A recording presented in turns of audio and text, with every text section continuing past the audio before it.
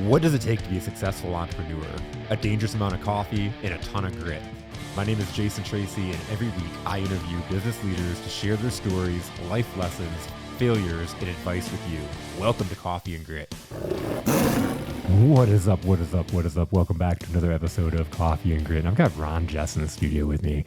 I got a chance to meet Ron. This is probably back in February, the Chamber Business Expo, and I've been watching some of his videos because he does a podcast here called Jess for 30 out of the same studio here, Speakeasy, downtown Brighton, and so my wife comes around the corner and says, "Oh, there's an awesome guy over there. He has a podcast and he has like pickles." And it was like, pickles? Like, yeah. So she told me, and I've been watching his stuff. So I went over and got a chance to meet Ron, and we've built a really cool relationship since then. We've got some lunch at Brighton Bar and Grill, and he let me drive his 77 76 Mercedes. He even trusted me to parallel park this thing downtown Brighton, which I nailed, by the way. Yes. I nailed it right in spots. But it's super cool. We were talking on Friday and just talking about where are things going to go. And I had a chance to, as far as the episode, what we're going to talk about. And I was on Ron's podcast, Jess for 30, several weeks ago, a couple months ago, actually now. And really awesome because Ron interviews amazing people that I've watched play sports as a kid, like Lance Parrish, who I was like, man, when he was talking about recording him, I'm like, I'm going to sneak down to the studio so I can meet him. Darren McCarty, he's had all kinds of different really cool athletes on. And we were talking, me and Ron, on Friday. So Ron, like I said, fellow podcaster, he's been in sales his whole career. And he was talking about how it's getting to be retirement age. And when, and I've talked about this in the episode a lot of times, when you, especially as men, we have an identity of like our jobs, right? We are this. We're a salesperson. We're whatever it is, our whole entire career. And then you shift and you retire, and you see a lot of people, they lose their purpose, they lose their identity. And Ron was telling me that he was like, I was searching for something that was, could shift my purpose as I'm retiring. And so he started the podcast. And what I really, really loved about this, and we're going to get into this, is he was like, He pulled the podcast out because it's like something that he's always been interested in doing, and played it as his sister-in-law and his brother listened to the episode, and his sister-in-law said a comment younger sister, Sister Patty said to him like, "Hey, I think you really missed your calling." And for me, as soon as he said that, I thought of all the people that go through life and there's those things that they've always wanted to do and just live their whole life without going and doing those things. So my first thought was like, Ron, that kicks ass. We're going to talk about it. And he said, I went home and I was mad. He like told his wife, like, what do you mean miss my calling? I'm 66. I've got several years left to continue doing this thing. And I'm like, that's the be the difference attitude. That's the difference maker attitude. That's eat faces. Ron, we're going to have a great episode. So Ron, welcome to the studio. Thanks, Jason. Thanks for having me. My pleasure. It's been a pleasure to meet you. And like you said at the show, first met Gracie, and she's a great lady. You picked a good one. I'm lucky. Yeah. Yep. She's super. Yeah, that how that ended up with me was honestly, it started when I read a book, and I don't seem to always read the whole book, but sometimes what I do get, my wife will read 5 books when we're down in Naples in January and February in like 3 days. I'll read 2 books in 3 weeks, or 2 weeks, So, but the book, the gist of the book was when you do get ready to retire, and there's a lot of us out there, our generation, and it said, don't turn that faucet off. And I actually, when I call on the automotive, I still have my manufacturer's rep company, Jess Instrument Company, since April of 2001. So 23 years, and this probably be our best year ever. Wow. Yeah, it's incredible. And so I was calling on the Chrysler Proving Ground. They're one of our bigger customers for Marlin Manufacturing thermocouples. And you've heard the story before. There was a guy I called on for 10, 15 years. He retired and he died the next week. Now, I'm not saying he didn't have, he liked to fish, he liked to hunt, he had a great family, Jason. But, that really struck me. Don't turn it off. And then it expounded on it and said, what do you like to do? What are you good at? I get paid to talk. Not here in this building, unfortunately. I'm just kidding. But, it's, it was one of those things that struck me. And first one was a real close buddy, Jeff Mennick, out at Brighton High School in front of the football field. And he was a football coach at Brighton High School. And Howell, he had a minor league football team. He had Michigan players that played for him, a semi-pro team out of Heartland. Jeff, and he owned Time Out Bar and Grill. And that was strange. I was nervous. I drove up in the red car, the convertible, the Mercedes, and it was the end of August, and I ended up driving all around waiting I got there 40 minutes early, and I'm nervous. I'm just driving around the high school and up and down Grand River till, Rob was there and setting up. So, but the dream was there, and Jeff and I talked about it at the time. And, as we did more and more of them, people were saying, well, what's the purpose? What are you doing? And I didn't know. That was a dream to do, and I realized how much fun it is. Yeah. And so Jeff had the foundation, the Varsity Club Foundation. His golf outing's coming up in August, and they give money away to kids, and they always hand money out. They raise a lot of money, and he has hundreds of golfers. And then he'll have a band play in Howell somewhere the Saturday night or Sunday night. The golf outing will be Friday. Okay. So, that was the start of it, and it really snowballed. I don't know how we've got such good guests. Mama Shoe. Yeah. Mel Farr Jr. I think the one that really kicked it into gear, Mickey Redmond's coming up. He's the broadcaster of the year for the NHL, him and Ken Daniels. And I'm not a big hockey guy, although we've had a few on. Darren McCarty was the one. Darren McCarty, that's exactly it. That was right before I met you. It was probably that same week I met you at the Chamber event. Mm-hmm. And I saw this video pop up, and I'm like, who's this guy, Ron? And he's got Darren McCarty on. So I was really intrigued to meet you because... Thank you. Again, I think you said, you had that one on, and all of a sudden it then hits. Yeah. There was something about him, and we golfed. I mentioned earlier Friday at Lakeland. And what was nice was to get FaceTime with him, where we rode in the cart together. We just did 9 holes and had a lunch. Yeah. And he's a wild man. He, everything he does is all out. You don't win 4 Stanley Cups and have the biggest fight in the history of the NHL with Claude Lemieux. Yeah. If you're not intense. But sitting there with him in the cart, we got a lot of eye-to-eye contact and really talked about his life and my life. And he's just a regular guy. That's so cool. It's a winner. So cool. Other than he drives at 250 or 290, pretty much down the middle every time. Just a regular guy that can drive it. Yeah. 300 down the middle. He would have been a golfer if he wasn't a pro hockey player, Jason. Well, I wonder how many of those hockey guys, though, translate to golf really well with, the formation and the wrist and everything. And hitting that's what someone said to me today. We talked about Lance Parrish a little bit, and hitting a pitch ball versus you're hitting a golf ball. They're looking down when they hit the puck. It's a little small, Yeah.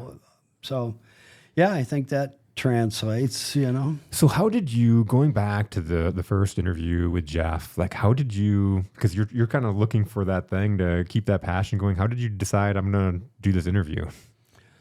Well, I had been, I didn't mention, I had been in here a year before. Okay, yeah. Yeah, and it took 8 months to a year before. I had met Rob and sat with Rob, so, but somehow it got pushed back, and there were things that really I wanted to clear things, or I was lucky enough to clear things in my life. And I've mentioned to you before, yep. It's it was AA helped, I was drinking too much, and that was a real problem, and I didn't think I could. And honestly, I think after Jeff came in August, and I had Memorial Day stopped, so let's call it 1st of June.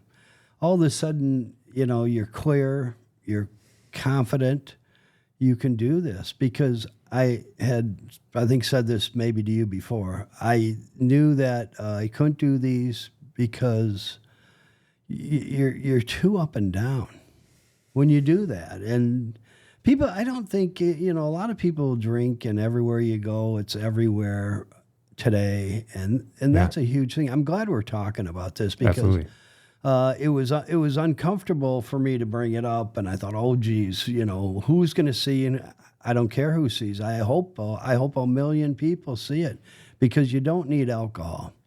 First of all, I like to party. And I like to have a good time. Yep. And a really good time. And, I can see the fire in your eyes across from me. No doubt. No doubt, Jason. And that's what it was. There was a crazy passion for that, to be Irish and make a big deal of that part of my life, and the music and everything that went along with it. But what people will realize the older you get, that's not partying anymore. If you get to the point where I thought it was every other day, and the big mistake you learn when you actually sit down and talk to 10 guys around a table that have been doing this for 10, 20, 40 years of not or being sober, they'll tell you it just isn't. It doesn't work that way. You don't control anything. If you think you're controlling it, and you're going home and you're not really present with your family like you should be, and there's regret there. I'll tell you, honest to God, there is regret with that pass. But the positive part of it is you take care, you control some other things, ego, maybe anger, things that all of a sudden you realize you can control those things. Mm. And it gets better, and you can have a good time. I've realized I'm having more fun now. Really, you want to pinch yourself. This has been the best year I've had possibly in my life. That's so cool. Yeah. I can see you take joy in all the little things, and you're just showing me before we started the picture of the pool and your grandkids in the pool, because before you came here, you got to spend the morning with the kids with the grandkids in the pool, and just all the joy you have with that. That's right. And that's right. And Michelle made a comment today that it's kind of funny. It's just how little things come. She kind of nudged me when we were watching them, and she said, boy, you took the little guy out, the 1.5-year-old, and pushed him around the neighborhood this morning in a little cart. And I was going to take a shower, and you said, oh, yeah, I got him. And she said, you really weren't doing that before. Those little things, Jason, she said, you weren't doing that. And so it makes her life better. Yeah. Kids' life better. And, oh, yeah. And even with Darren McCarty, he's got 919. I think it's been 14 years with him. And that's what he says. He says, it's just made everything easier for him, because you're not stumbling as much. And if you do stumble, you correct it quick. But it's just good. You just were talking about not doing those little things, like pushing the grandson around the neighborhood and those things. And you look at those little things and how those little things collect over the years of all those memories that your grandson's going to remember for the rest of his life, versus if you weren't doing that. Yeah, yeah. He wouldn't know the difference. But think of that impact that by you getting sober, that's creating right now. Yeah. It's a really big deal. And we grew up in a time where my dad was a World War II guy, and I've mentioned his destroyer, the U.S. DD 704, got hit by a kamikaze, and he was 1920. He was picking up body parts, and he came back, and I was kind of thinking of that on the drive over here. I thought, my dad came home, he was shell-shocked for a year. Yeah. For a year, he was shell-shocked. He was picking up friends off the deck. And now they call it PTSD. So you put any name on it you want. It's the same thing. And it's how you recover. And it's really a faith in God is what it always comes down to. There's nobody. I was at that table today, and there's 10 men sitting around there, and we've gotten to be friends. And I talked to one of them who goes to the jail, the county jail. And, another thing, I'm just jumping in on a lot of stuff. I said, hey, Jimmy, you were there yesterday. How do I get in there? So we sat and talked. He gave me the guy's phone number. He said, yeah, you can. I said, I've only been doing this 13 months, dude. I don't know what I'm doing. I can't go in and run one of these meetings. He said, that's really not it. You go in there. I said, I do know how to talk to people, and I can relate. And I can help people. I can really help people. And Jason, I'm not, if you're not afraid, I don't care if you're 6'6", 320. I think I'd look you in the eye and I say, you need to make some changes. My wife sang with all her students for 26 years in Catholic school and 10 years as an assistant principal in a charter school in Ann Arbor, a Muslim school. But her comment to those kids, always the one comment was, we talk about it even to this day, the decisions you make today shape your world tomorrow. And I don't care if you're sitting in county jail or you're at one of those meetings or you're the kid and you just threw a ball off your sister's head and about knocked her out. So that's it, Jason. So much to unpack there. And I love going back and you talked about how, there was a point in time where you didn't want to talk about any of this stuff. And now you're seeing that you want to share it with as many people because it comes down to the things that we go through. When we share those messages, we give hope and inspiration to other people. That if he can do it, I can do it too. I got a lot of buddies, Am I still close to those drinking buddies? Yeah, we have dinners with them. Does it seem awkward at times? Sometimes, but it was awkward anyway. It was probably way more awkward before, and somebody'd say something they shouldn't say. That's not happening anymore. So they're really comfortable. We were with I think the Murrays over at a graduation party yesterday in Grand Haven area, and the Walters family was there too. And we see them in Naples. And Diane Walters says to my wife, they're close friends, from St. Joe's. My wife taught all her kids, and she looks at me and she says, oh, yeah, Ron, you can be the DD. And I'm going, what? It's like, oh, okay, cool. Yeah. That was never in 50-some years, plus years, Jason. No one wanted, and it just wouldn't happen. Nobody said Ron was the DD. They'd say, if he's driving, call Uber or cab. We don't want to die. So that's life, things change and sometimes for the better. And this is certainly better, You and I, I think I've made it. Sean Blasian, I said it a few weeks ago to him. Yeah. You and I, Jason, this would not be happening without that. You think about that, Yeah. I mean, you and I wouldn't know each other. I wouldn't know George Moses in town, the head of the Marketeer, or Pam McConaughey, the chamber member, Yep. Rob Johnson, Johnny, all these people here, good people right in Brighton. And it comes down to what you just said a few minutes ago. It's the decisions that you make today that impact your tomorrow. world tomorrow. Yeah. The decisions you made to get sober, to come here, to to put your podcast together, to really kind of live out a dream here, is really doing these things. And I love because you talked about one. I want to come back to this because you talked about I'm getting paid to speak and not necessarily in this building per se, but you're in the beginning. Right. And you're in the beginning of building out a podcast and it's being consistent at something. Because I'm sure when you first started in sales, when you first started going out and talking, they weren't paying you either at the beginning. It takes that consistency in building something up. But I love how even before we went on, you're talking about how all of a sudden, and I think maybe we said it while we were on here, of having the relationship with Lance Parrish and golfing with Darren McCarty and what this platform is starting to build for you and create and put into your life. Yeah, it's amazing. A funny thing last week, and I think I shared this one with you too. So anyway, Dr. Kaczynski, Timothy Kaczynski, we had him. We went to his house. He lives a couple doors down from Nicholas Lidstrom, the Red Wing Hall of Famer in Novi.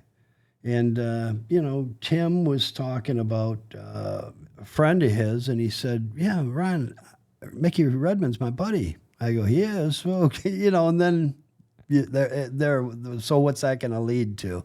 Okay, Tim, we'd love to talk to him. He's just been named with Ken Daniels, the top broadcaster in the NHL. So I'm sitting there an hour before the Stanley Cup final game, 7th game, Edmonton against Florida last week. Yep.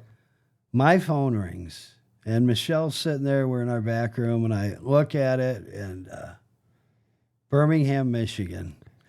Well, I'm just an old redneck, blue-collar guy from Brighton, Redford Township. I don't have many friends in Birmingham, Bloomfield. So I look at it. I go, oh, okay. So answer the phone. I put up. I go, yeah, hello. And the guy goes, hey, Jess. I go, this is Ron Jess. Because the calls are either Ronald or if they start with Jess, where it's probably a telemarketer. Yeah. So this guy goes, oh, okay. Hey, Jess. I go, I just told you it's Ron Jess. I'm going to hang up on you in 2 seconds. What do you want? Hey, I'm Mickey Redmond. You literally said you're going to hang up on him. That's hilarious. I'm not going to joke about it. He laughed, but hilarious. Yeah, well, it was kind of funny, right? Yeah. But he's the kind of guy that could appreciate. Those hockey guys they're different, That was pretty neat, Jason. That's so cool. It's so cool. Again, giving yourself a platform to where you can, like, if you didn't have the podcast and you meet somebody and they're like, oh, my friend's Mickey Redmond, you don't have anything to say, hey, can I meet Mickey Redmond? Yeah. To this, you have a platform where you say, hey, I'd love to have him on the show. And all of a sudden you have a connection. Yeah. And he's coming on mid-July to mid-August. He said, he'd love to do it. And we had a nice conversation after that original talk, I'm hanging up on you. you got 2 seconds. But I still got a little temper, Well, you grew up with 8 kids in a 1,200 square foot house with one phone, and these kids don't have a clue. The dad would call in, we'd be in the shower, and he'd yell and he'd say, turn the water on, get the water on, then turn it off, put your soap on, and then rinse it. And one phone for 8 kids. My grandma Madden, who lived with us, mom, 11 of us, one phone. And it was a small house. So there were some tensions in there at times, that it was good.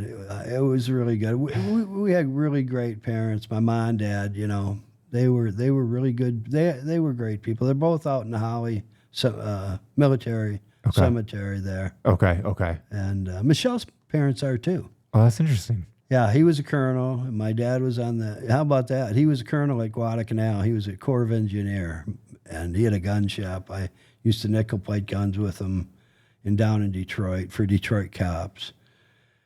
So he died. Him and the mom, I don't know who's on top of each other, but then my mom and dad are in the same thing out there, and, Yeah. Interesting. So, obviously sports, the podcast has been a big influence. You've had a lot of athletes, former athletes, people that have to do with sports. How did sports play an impact for you growing up? Oh, I mean, that was huge. I was talking to Darren McCarty about it Friday. We're golfing at Lakeland, and we were on the 5th hole, and we're driving away, and we were talking about, he asked me, he said, well, how's sports? Where did it kind of start with you, And I said, Well, growing up, when I was 8, 9, 10, I was a pitcher, and I loved it. I'd get up in front of the mirror like this. In January and February, there's a mirror, and I'd do this in January and February as a kid. Yeah. All the way. I loved to pitch. So my dad, what he did, like I remember, Jason, this is so cool. 10, 11, and 12. So 10-year-old dad says, he says, hey, Ron, let's go out there. It's spring. It's probably April or May. It's before summer baseball. And he says, I'll catch you barehand. You don't throw hard. I go, okay. So he gets out there and he gets this distance away and he catches a barehand. I throw him. He said, keep throwing him. He's catching a barehand. He's just kind of laughing.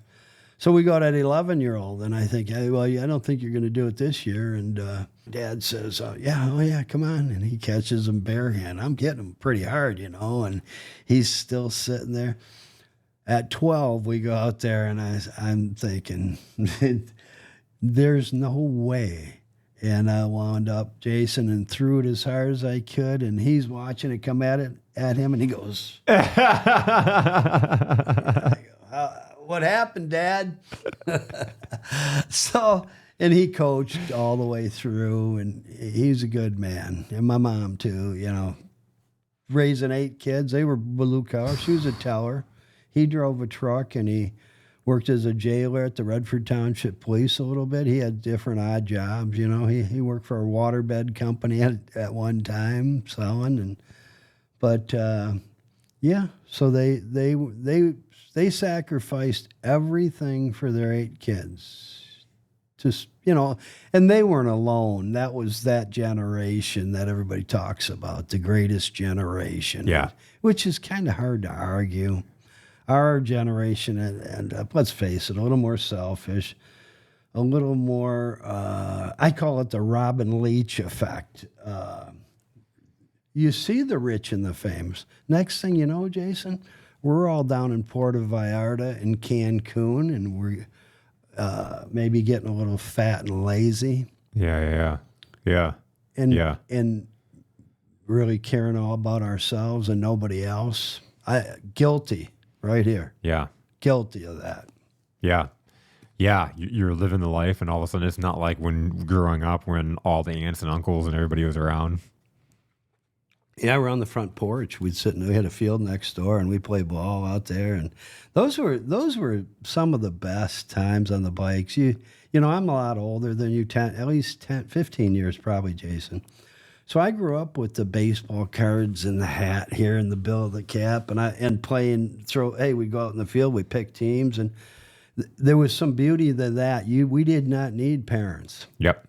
They allowed us to do this, and we'd flip the bat to the nine, and he'd go like this, 1-1, and it'd be bottle caps, or one guy'd put a finger between there, and then it was bottle caps, and we'd just say, hey, you go out to short, you do this. There were leaders out there. Leaders were made out on those fields. Yeah. Certain guys usually just... it was the way it was. And that old story about the guy, he wanted to go, he'd go home, take the ball with him. Oh, yeah, that guy. You know what I'm talking about, don't you? He'd take the ball with him. We'd run him down and grab him and take the ball. And probably, maybe, who knows what we did, but we'd get the ball back. But it was fun. It was really fun. Well, it's so interesting now because you look at and even sports, it's so different. You don't have a lot of baseball. You do not have where kids are just getting together, splitting up, and you're out at short first. But that's not happening. Even basketball around here, you don't see pickup games. What you see is a lot of organized sports. And you play basketball here, Oh, right? I play basketball. Yeah. You love it? Oh, I love basketball, Did you play with Eric Esau at all? He has a live church he runs that went out on near our house. You know what? That's a couple him. People have mentioned to me that Eric plays a lot of basketball, and I have not played with him. That's an open invite, though. When we're getting together in Brighton on Tuesday nights, I'd love for him to come out. I'll let him know. He played the basketball at Northwood. He's real good. He's super awesome. I've heard that. People have told me he's super good. Oh, yeah, he is. And his wife was as good as him. Oh, that's awesome. That's Erica and Eric. Okay. They have a live church. I went in and stopped and saw him a few times, and they do great things. Their family's from Chicago. Okay. So we had kind of an open invite to him. His dad's 6'6". His mom was a Chicago Honey Bear cheerleader for the Bears. Oh, no way. Yeah, Diane, sweet girl and lady, and really close friends of ours. The whole Giso family, they're really solid people. We've never met, but a couple people have told me, hey, you should ask Eric about that. And I heard when it's in his church, they had a basketball court, but it has like carpet and stuff like that. Yeah, they do. Yeah. Him and my son were like Mutt and Jeff. They lived right around the corner from us. Okay. In Shenandoah. Oh, that's awesome. Yeah. But he's good. He's a pastor. His wife's a pastor. That's pretty cool. Yeah. That's cool. Okay. You're talking about though, like growing up and like that leadership that's formed and stuff. And there's really cool organized sports now, but I think there's some stuff where there's a difference now that you don't have a lot of the pickup or the kids just kind of creating the rules. Well, yeah, and even our kids, we have one of the grandsons plays football, lacrosse, and wrestles. And some of the others play basketball and soccer. And you know what it is, too? The cost is unbelievable. They're paying $6,000 a year per kid to play soccer. It's soccer. That's the real expense, yeah. And that's what's really crazy. So what do you even do with that? In soccer, Kick a ball. Oh, I know. But I mean, when you don't even have the chance to go pro, really. You know, there's no next level to that. Isn't there? I don't even know. I mean, there is, but it always fails. It's not very dominant here in the U.S. Yeah. Well, they said we never thought girls basketball would do anything, but all of a sudden this girl was she from Purdue? Oh, it's huge. Iowa. Yeah. Iowa. Clark. Yeah. Now, you know what they did, though, that really got the interest? Well, they did. I think they had a lot of watching when she was playing, and there were other girls. But they created this love-hate where they're knocking her down all the time. And so, that's what people, I don't know if they like to see. Maybe they do. The bad boys got a lot of that here in Detroit. Oh, for sure. Yeah, Mahorn. And there's definitely a storyline to it that pulls you in. And then you get the whole Angel Reese versus Caitlin Clark. That's kind of like the Magic versus Bird that really brought the NBA along. I know I've watched a lot more WNBA games, but they're on TV now. They're on ESPN or they're on a normal channel where you start watching it. And it's good stuff. Yeah. Well, what you do is good, Jason. I'm, you may not know it. I've really watched a lot. I've seen a lot of your podcasts, and I'm really proud of you. I think you do a great, like an older brother to a younger brother who's done more. You've done 170. I've done 20. Still trying to learn, but it's guys like you. Good job. I appreciate that. I love it. It's fun. You get great people, and I just think you just do a super job for Brighton and state of Michigan. Really, you're going to be a legend here. Let's go. That's the plan. Right? That's the plan. Yeah. That's, one listener at a time, right? No, well, everybody's really enjoying this Wayne Media Speakeasy, and it's huge. Yeah, they're good. Rob Johnson and everybody who works here, they're pros, eh? Yeah, absolutely. It's again, I've said this in several episodes. It's one of those things I get to, like you get to do things as opposed to like I have to, like Mondays I get to come to the studio and sit down with somebody amazing and have an awesome conversation. It's no matter what else is going on the rest of the day, I know I get to do that. Yeah, it makes you feel good, doesn't it? Absolutely. Absolutely. Spreading some positive stuff. And that was one thing. You talked about intensity and looking at the eyes. I thought it was really cool. I want to always keep bringing him up, but so there was something about Darren McCarty just struck me, and it still does right now. And I was sitting with him Friday after, and we're having lunch, and his manager, Boogie, is over here, and we were talking to him. But he kind of leaned in on the table to me, and he said to me, at this point, I've been I do promotions for his wrestling and his comic book, and he's got this other stuff, this CBD oils and things he does, the weed, whatever. Yeah.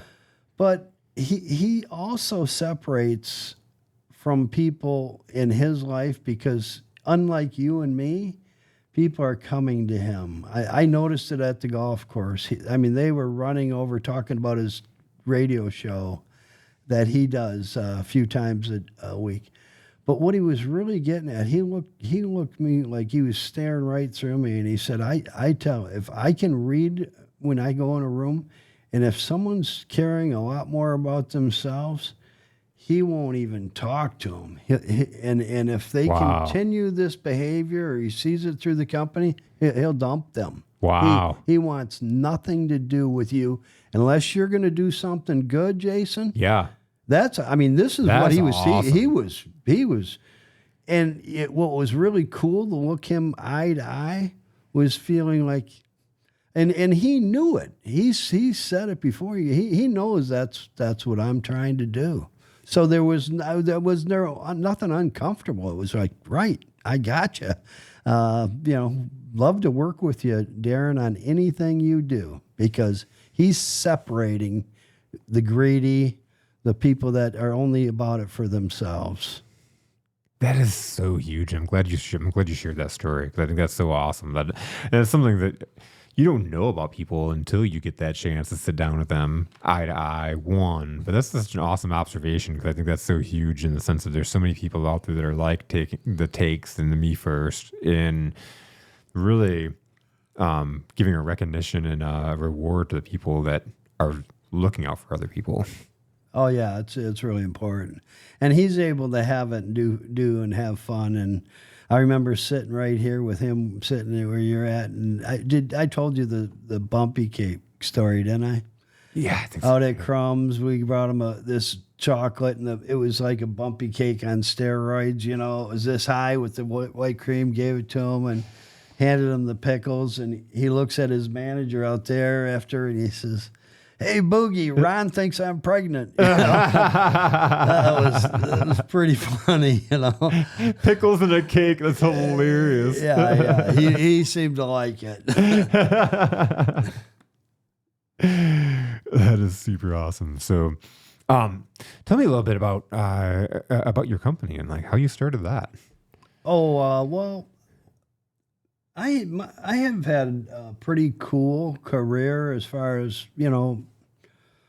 all the way through, condensing it as quick as I could, making pizzas for the second Little Caesars ever. And we had a picture window, and I was like 13, making 25, 50 cents an hour, flipping those pizzas up in the air, making pizzas, and ended up at Mamma Mia's, who's still there at Grand River and Beach and a sponsor of mine. Oh, that's so awesome. Yeah, Mamma Mia's. And then, through later in high school, working for the father-in-law who had the gun shop on 5 Mile in Detroit. And we did all these Detroit. We would nickel plate him. We would blue, gold plate, jewel. And then I ended up going to college and OCC and Wayne Community College, gotten some dental stuff at Wayne Community College, and ended up a dental technician at 12 and Orchard Lake for Schumacher Zidane Dental Lab. Well, worked there for 7 years. Found out Zidane's dad knew how to make pickles. Took his pickle recipe out of there. That's what we do today. That's crazy. Yeah, isn't it? But Jerry Zidane and I just were like this, we just butted heads at every turn. We didn't like each other. But he said to me one time, and they're perfectionists. They're making dentures. It's got to be perfect. Yeah, yep. So he said to me at one point, he said, "Ron, you see the ceiling there?" He says, "You've hit it." And I wasn't making much money anyway. And he said, he says, I can tell you'll be able to do things. You'll be able to do things with your career, but I don't know if he was firing me or really pushing me, but he didn't know I was at home working on putting all my own stuff together for my own gun shop. My father-in-law was kind of retired, so yeah. I had put I got a big sandblaster and got all the buffing wheels. I bought all the equipment and did a couple guns but I failed bad. It was called Michigan handgun. And I tried, and my father-in-law one time said, after a career, after then moving on and getting into sales and becoming a national sales manager, living in Ohio and all that, and we had the kids, and he said, that was the most proud of you I ever was. You quit a job, you didn't have a job. I delivered pizzas for Papa Romano's, which was at 9 and Telegraph. We lived right over there, and he was proud that I took a chance, and he was a businessman. Yeah. He never made much money at all. I wasn't making much, and money was never really the biggest driving force. To this day, it can't be. Money can't be, and you see it in the NIL. You see it in all these areas where how they've ruined golf. My opinion, this live golf. We watched Rocket. It ended yesterday, and a big name won it, and Ricky Fowler. We were there when Ricky won it the year before. But sports, especially you look at college football and the golf, they're going to kill the golden goose. Pretty soon, they're going to ruin the because greed and... Yeah. Don't you think? Oh, for sure. Especially college football, there's so much money going around in the sense of like, if you need a starting quarterback, how much that costs. And, then guys you give that guy the money and then he doesn't like something. So he transfers out the next year to go to someone that pays him more money. And so you just paid, it's just crazy. It's a crazy landscape. It really is. People better start getting back to, appreciating the family, and I hope there's a turn there. I really hope that there is going to be a turn, because Michelle and I were talking about it yesterday, and Sean Blasian brought it up too. He goes, Ron, radio's dying, and nobody has to tell you, Jason, or me. Newspapers are dying. I get to Thursday. Are they still alive? Are newspapers still alive? Really? I mean, we get to Thursday, Friday, and Sunday Detroit news. Okay. And I like to read a paper. I'm a huge paper guy. Are you? I haven't, but that's what I mean. I haven't bought one in a really, really long time. But that was, I'd buy the paper or either have it or have a subscription to it. I was a sports guy too. Like I was pulling out the sports section, flipping all the way through it. And Yeah. We did. Yeah, my dad was uneducated as far as after he got out of the service. But he was one of the smartest guys you'd ever know. He would read the paper when it was a real paper. The Sunday paper was this big. Yeah, he'd sit and read it cover to cover. He knew what was happening, and he's smart, very good man. Yeah. So, anyways, you said something about, you're telling a story, something about the newspaper. Yeah, the newspaper. As far as it, kind of going into stores and things. And I used to write for the Brighton Argus. Awesome! Before it was the LCP. On sports, you and I have that love for sports. I did sports writing too. But I think more I was kind of leading to that it's the attention span, and I really believe that they're saying kids aren't buying books, they don't do the newspaper, they won't listen to the radio. Everything's snippets, you've got it, Jason. I've done a couple of my 20 podcasts. 2 of them, Mama Shoe and Darren McCarty, are the only ones we have the small clips, and I need to get involved a little more. Small clips. Again, I'm not worried about the money part, but that's what I kind of believe, that these young kids, they're talking about going to flip phones for them. Have you been hearing this? No. Yeah. They're trying to say some of these kids, let's just give them flip phones. Get away so they don't have that constant. Well, where's your cell phone? I mean... Oh, right over here. Right. Yeah. And I get in a panic attack. I get out 23, I pull out a Shenandoah, and it's like... So it's so crazy because it opens up worlds, and at the same time, there is a detriment to it. And I think it's with everything. I mean, if you drink too much water, you'll die. The most natural thing that we could do is drink water. If we drink too much, we'll die. So when you take anything into an overabundance, it's bad for you. But when you use social media as a tool, you're talking about like even taking the clips, right, from the podcast. How did those clips do for you? The Darren McCarty and Mama Shu episodes. The best, yeah. The best. Both, the two best. The two best ones. And now you have Darren McCarty, the big name and stuff like that. But you've had Lance Parrish too. Yeah. So you look at those clips, pull people in, and it's just the way people are designed and programmed. But it's like we've always been a little bit that way because you look at movie trailers. Back when to go to the movie, there'd be a movie trailer and like, I want to go see that movie now because you watch that 60-second clip that got you in the theater or got you to spend your money to go watch the movie. I think as long as kids are still getting out there and having the conversations, if you're using things as a tool, like my son met his girlfriend he's been with for almost a year through social media. She lives in Milford, Right, that's great. Yeah. They've met through social media and so like when you can use tools like that he plays on an AAU basketball team, he found it through social media, reached out to the coach, got a tryout because he was able to communicate through social media, versus picking up the phone and calling or doing some things. So there's ways that you can reach out. You can create a conversation with Darren McCarty over social media versus back in the day. Could you imagine trying to call Darren McCarty? Yeah, really. It was hard enough at the beginning. Yeah, but I get what you're saying and how they're promoting. It used to be in high school when my son was, there'd be some tapes on him, highlight tapes. And then you'd find all of a sudden, well, eventually you have a 1-star up to 4-star. Yeah.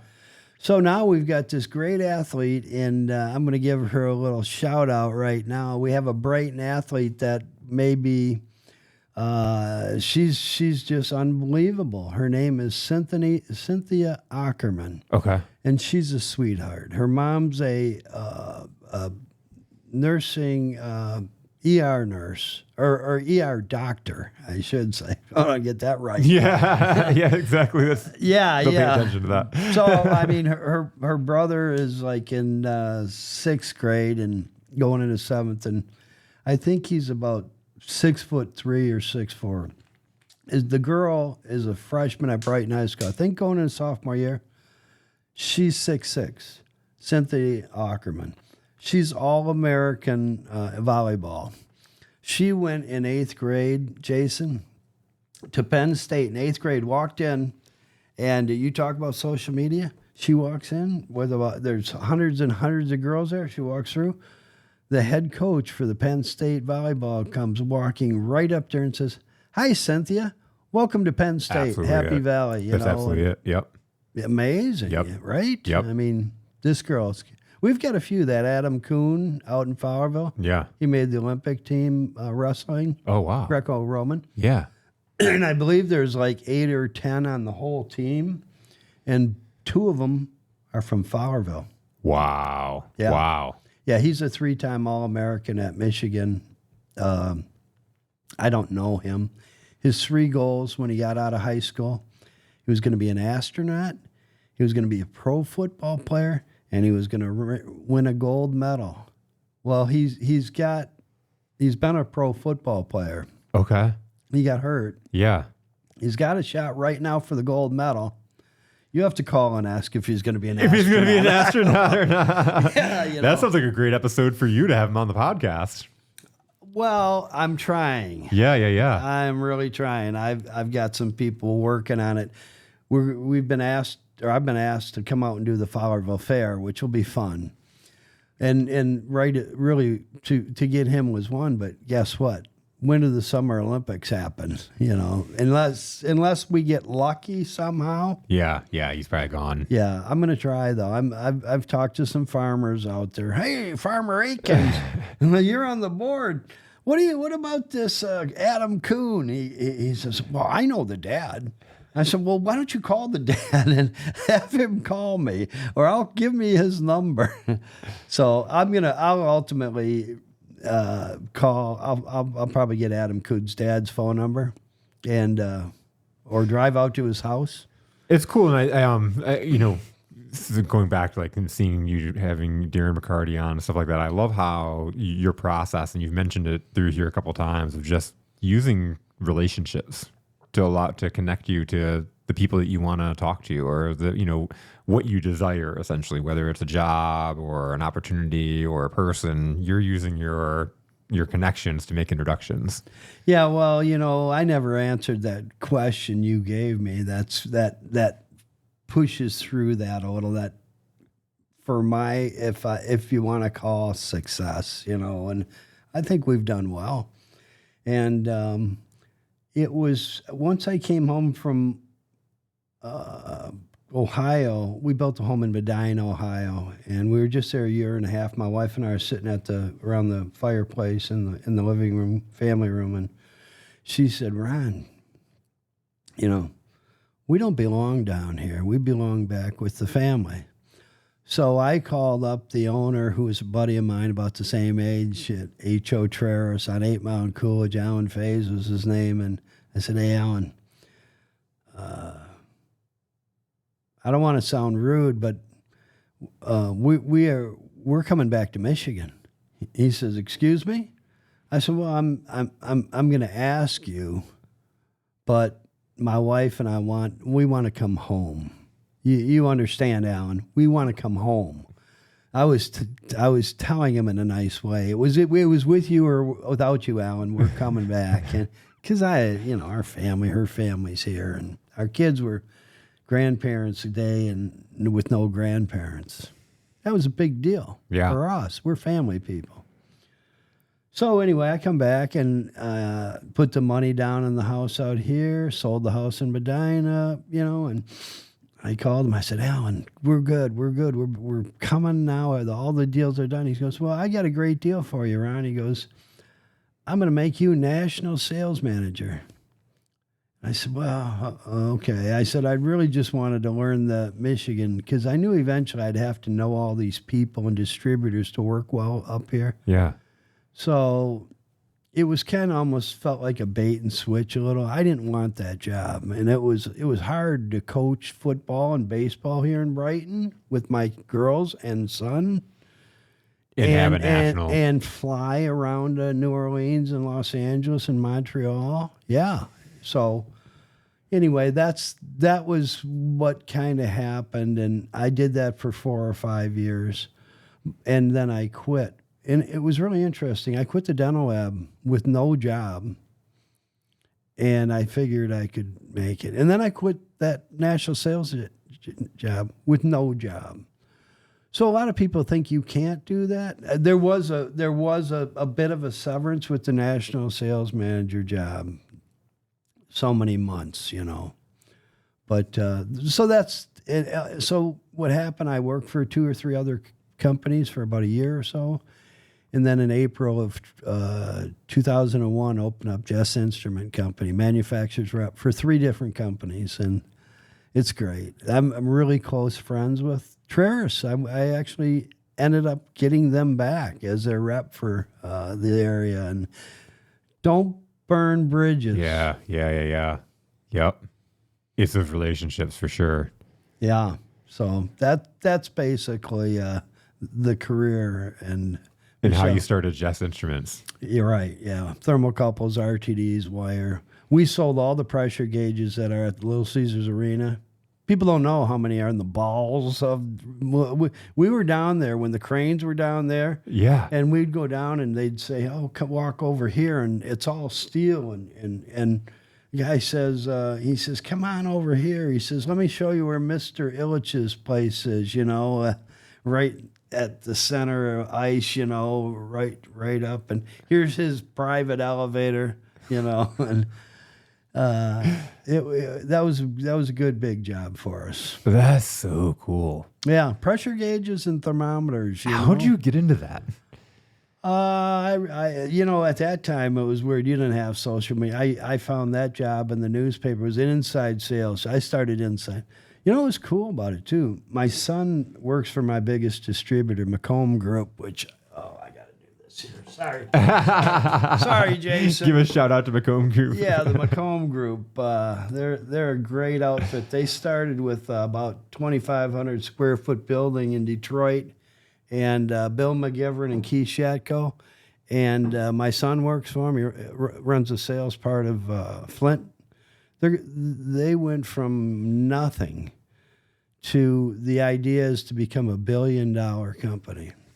This year it sounds like, and I'm not telling their business. Yeah. It's all over. there. Yeah. It's should be over 750 million, and they're growing like crazy. Wow. But Keith Shatko and Bill McGivern, good guys. Really. I mean, they're honest and hard. They work hard. Yeah. They work hard. It's just always interesting because it's like, there's so many businesses out there. What I love about what I do from a consulting standpoint, just even businesses in general, is I have such a curiosity to all these, so many different things. There's so many different businesses you don't think about, I say this all the time. As kids, we get told you can go be a fireman or a teacher or a nurse or a doctor or a lawyer. There's like these very, very limited things. Nobody ever tells you can go be a thermocouple salesperson. Yeah, believe me. Oh God, Jason, you are funny. I used to watch the guys that were my age and guys that were actually your age, and I'd say when I get old like Jason, I better not be selling pressure gauges and thermometers. I mean, looking down my nose at it, not realizing it was my ticket. But you hit him. You hit it on the head. And I never. The other question you were asking me, which I didn't forget, networking. Yeah, super huge. I mean, if you lose your job or call a friend, man. My father-in-law had a great saying, and those old sayings, I'm busier than a one-armed paper hanger, I'm this, or, it's raining cats and dogs and this and that. But he had so many great sayings, and one of my favorites was, he used to say to me all the time, Ron, you can use me. I want you to use me all you can. Don't abuse me. I mean, you sink your teeth into that. There's a lot said in that little use me, don't abuse me. So I certainly use people, but it's not hurting anyone. Yep.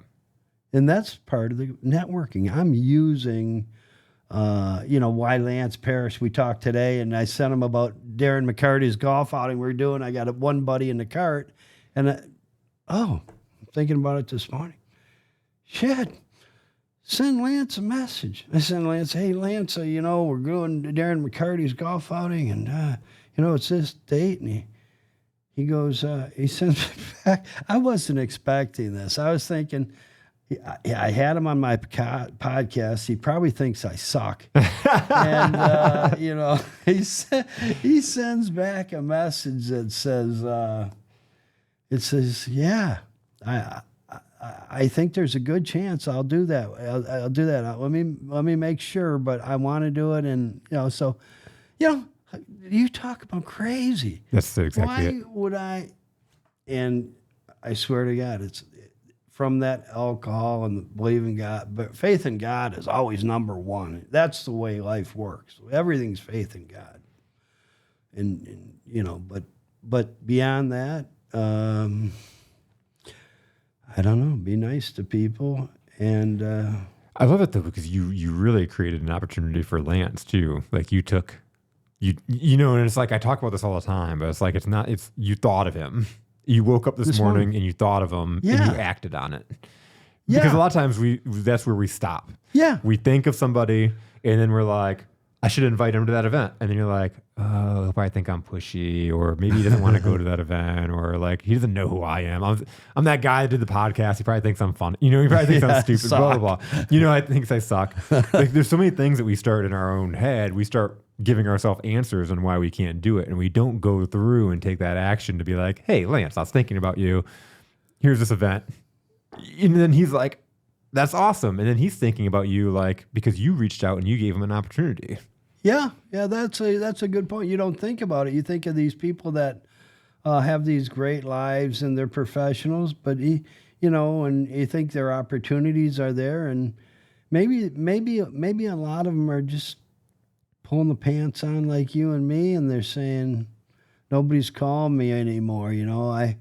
Good. Well, that's good the cool stuff. thing, and I almost said this earlier when we were talking about like the giving back to people. Like that's what I love to do on the show is having people on and being able to spotlight and hearing other stories. And I've done my solo episodes, and there are parts. Part of doing the podcasting is again when you're having conversation, it pops in different stories, and there's all kinds of different things that pop in and whatnot. But this has been fun, just diving in. You've definitely given a blueprint for people on how to live a happy, successful life in that sense. If they're listening, because I always say stories are data of the soul. If you're listening to the stories, and again, just even that big piece of like using people, not abusing them, Right. but using people. In was it your father-in-law that said that? Who My father-in-law, the colonel. Yeah. Yeah. So he had said that, and it's one of those things of people want to help other people. And that's what I've noticed is that people want to help other people. And when you go around and you try to put it all on your shoulders or you try to make it happen for yourself, you're actually doing other people a disjustice because other people do want to, they get joy out of giving things. Just like I get joy when I have other people on the podcast and I can really give them joy by them sharing their story. Well, and I think you have a lot of stories. There's so many, boy. Oh, for sure. I could talk about my 7 brothers and sisters growing up and Dad taking us to Indiana and Maine and Rhode Island and Washington, D.C. in the station wagon.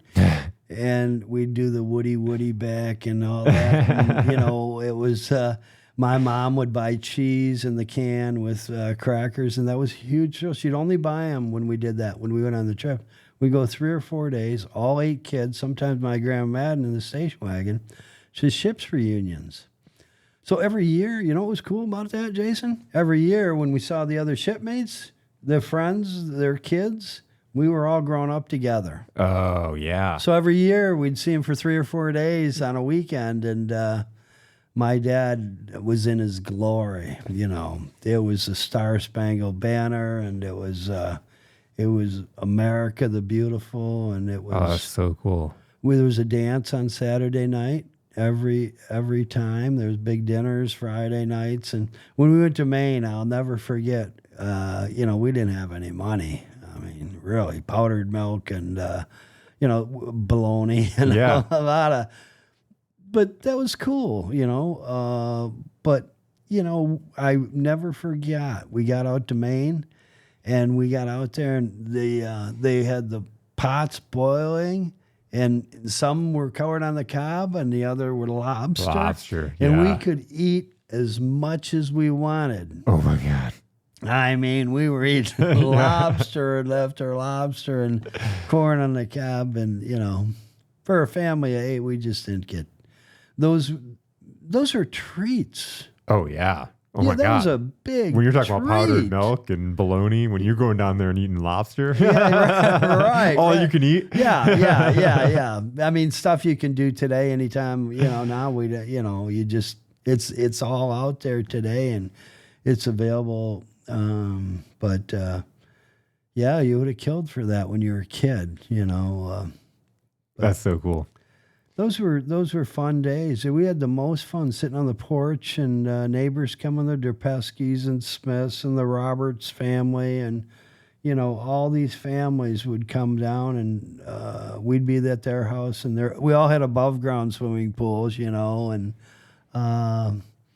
it was in the field next to the house. That's where we played our baseball, football games. Right in the field, we had a big field next to the house, and you'd have the pool, and you'd get on your bike and you ride the schools, and there'd be ball games. We could have a baseball game with 18, 20 guys and just a heartbeat. Someone would bring it up. Hey, we're going to be up here at 6 o'clock. You go behind St. Agatha in the field and all this, and then people would ride by on their bikes and stuff. Hey, can I play or go home and get your mitt? And do you know Doc Ping? What? Do you know Doc Ping? Doc Ping? Doc Ping. He's a NFL sports agent. He's out of Saline. He was a guest of mine last fall, and I needed to connect you to. I think you'd be awesome on your show. He wrote a book called The Legend of Doc Ping, and what I was trying to think of who it was, but we talk about using people per se, or in building relationships. And a lot of what we've talked about here, from whether it's the podcasting, you growing your business, like all your jobs, like that overarching theme is the people. And what I love about it, and why I thought of Doc Ping in you in one sentence, is because you remember every family name, like you're going through, and whether it was the family, the Murrays that you spent the time with over the weekend, or families back in the way back when growing up as a kid in the 60s, right? Yeah. Like you're remembering all these people's names. And so it's more than just like the using people. It's like, I feel like the relationships and people's relationships with people have really contributed to your whole life. Yeah. I think living a whole life is so important. You hear that sometimes and you think, wow, sometimes you do things, or some people will live in a month more of a life than others will live in a year. Absolutely. Or 2 years. Absolutely. They'll sit and, I know people that hardly ever leave their house. And you know what I think a lot of people get caught up in, Jason? Fear. And it's just like when doing things like this, when you gather confidence. My son told me about the podcast probably halfway into this, before we had anybody that he recognized really. And he says, Dad, you're paying all this money. What are you doing? And he goes, nobody will tell you this. You suck at that. You suck at these. Ooh. Right. I mean, and Jeremy's like that. He's very blunt, but that's what he believed. And I think he also knows with me, you just gave me motivation. I was going to say, I can see the fire in your eyes ready to go. Are you kidding me? No, and we're like that. That's and I didn't. It hurt a little bit, but not enough to say, stop. Hey, I got to watch Jason a lot more and get it smoothed out everything, and it did. I learned to let other people talk. That was it. Listen. We started with this theme early on from the beginning, was like, try to do a listen and talk show, make the shows about veterans, charities, and foundations. And so I just think if you're doing good with good people, good things are gonna. How can you fail? How can you fail at that? I agree so much. We talk about 170 episodes, and it's like all those people and all those relationships, and like how they come back around. I've had several guests that have been on the show a couple times. I have a guy coming on. He owns a company here, Fortis Group, and he was on about a little over a year ago. And the last time I sat down with him was a couple months ago, and we scheduled another episode, because he was like, since I sat down on the podcast, I've hired 80 people in my company. Wow. Like a little over a year ago, he's hired 80 people in his company. And it's so cool, and just to see the passion and the enjoyment. But again, those are invested relationships. I started this podcast for several reasons. One of them was this gave me a platform in order to take people that I really enjoyed spending time with, or people that I knew I could use in the sense that they could impact and change my life just by being around them. And it gave me a platform to be able to help them out too. And that was really what this was, right? It gave me a platform, whether I was doing it at my office with the GoPro, or I'm doing it here in the studio. It gave me a platform to put a spotlight on people that I thought were pretty awesome people, and I wanted to get to know more. And when that happens, that relationship that I build it's like with you calling up Lance Parrish and being like, hey, I got an event for you. Yeah, and being fearless in doing it. It's like there's this old thing in sports. There's a lot of great sports metaphors, and McCarty was good, but one of them, when I golfed with him the other day, and even with these shows, the first note is a lot of take some deep breaths, relax, smile, have some fun. Almost every show, that'll be the first one, and then I flip that over. But it's the other thing I thought of with Darren golfing the other day was I think what you got to do is you really, because you the normal feel is to get really nervous. I stepped to the first tee box and he drove it about 285 rocket. I mean, it wasn't 20 feet off the ground. It was a freaking laser. And I'm watching that. And then his buddy, and God bless him, I love Boogie. He's gonna watch this and say, "Oh, thanks, Ron." I hope you're watching. Duffed it right over in the weeds over here. So I hit a good one, but it's that old thing was act like you've been there before, you know. Mm-hmm. That's absolutely it. And this is to wrap it up. Mm-hmm. Your son talking about like, and you suck at it, right? First off, everybody sucks when they start something, but you know who sucks the most? The people that want to do something and they don't ever do it because they're convinced they're going to suck at it. Here's the spoiler alert. You're going to suck. You're going to suck at it. Yeah. I sucked at it when I first started. Yeah. But guess what? When you do it over and over and over again, you can't help but get better. Yeah. Yeah. Right? And right. so as you do it over and over and over again, and people will come up and say, I'm a natural. You should have seen my first one. And then when you go and do it and you start making magical things happen, like pulling off Lance Parrish and Darren McCarty and Mickey Redmond, and like who can then argue with that? Because hey, I might suck at this, but have you interviewed Lance Parrish? Yeah. But like to your son, like, or to anybody else that does you. No, have you interviewed? I used that with a buddy a couple weeks ago. I did. I used that back. I go, you want to give it a shot? I can set it up. I'll even pay for it. Let's see how you do, you know. Yeah.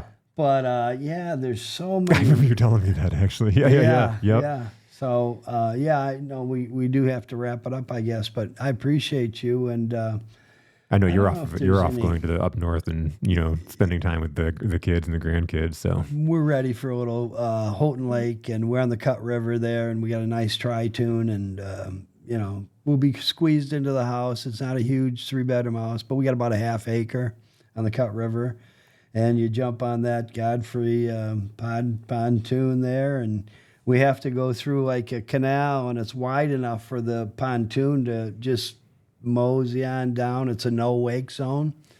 So down that Cut River, Jason, we don't have any wind, and we don't have it's a no-wake zone. So we got a big fire pit out near the water, and my son-in-law Josh and Jeremy and their buddy Tony Vitale came up. Tony's an expert laying brick pavers. So we put in a 25 by 25, good size. But we're all going up there, and, again, my son mostly, but son-in-law, those two particularly, they were kind of bust my chops. We had Tony, who's the expert. He does it for a living. And they're saying, well, what are you going to do? I said, well, I'm going to bring the water. I'll buy the pizza. And and what I'll do is I'm going to hire a guy to come to do the work for me with you guys. So we get there, and we got all the papers, and it's all stacked up. I walked this 22-year-old kid out there. His name's like Chuck. And I say, hey, Jeremy, Josh, Tony, you can call him Ron. Good luck. He did a lot more than I would have ever done, Call him Ron. Call him Ron.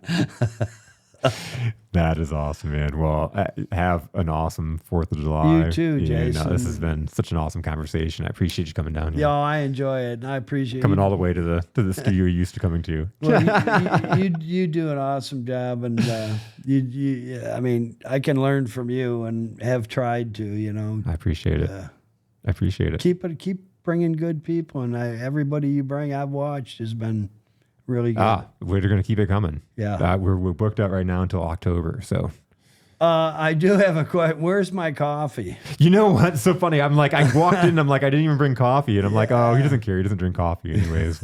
I'm like, it's 2:00. I'm already coffeeed out. Are you? Like, yeah. You'll get I a should little wired have on brought that it. coffee.